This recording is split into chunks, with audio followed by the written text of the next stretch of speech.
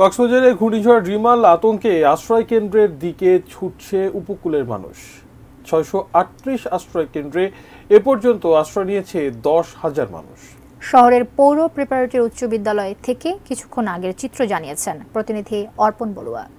কক্সবাজার শহরের পৌর প্রিপারেটরি সরকারি প্রাথমিক বিদ্যালয়ে অবস্থান করছি। ইতিমধ্যে জেলা প্রশাসনের পক্ষ থেকে বলা হয়েছে ১০,০০০-এরও অধিক মানুষ কক্সবাজারের শহর সহ বিভিন্ন উপকূলীয় অঞ্চল বা উপজেলা সমূহের যে আশ্রয় কেন্দ্রগুলি খুলে দেওয়া হয়েছে সেখানে ১০,০০০-এরও অধিক মানুষ উপকূলবর্তী মানুষ আশ্রয় গ্রহণ করেছে। একটু কথা বলতে চাইবো, আপনারা কোথা থেকে এসেছেন? ওখানকার কি অবস্থা? আপনাদের বাড়িতে কি পানি উঠেছে কিনা, জোয়ারের পানি?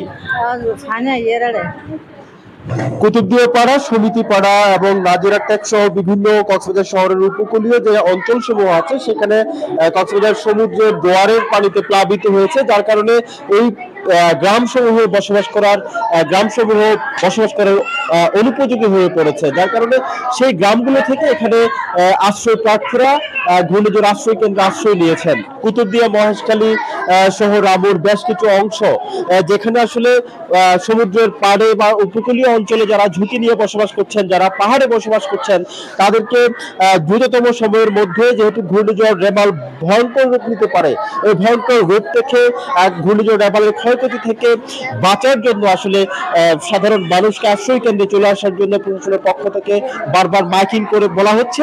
কক্সবাজারের পৌর প্রিপারেটরি প্রাথমিক বিদ্যালয় ঘূর্ণিঝড় আশ্রয় কেন্দ্র থেকে এটুকুই ছিল এখানকার সবশেষ পরিস্থিতি।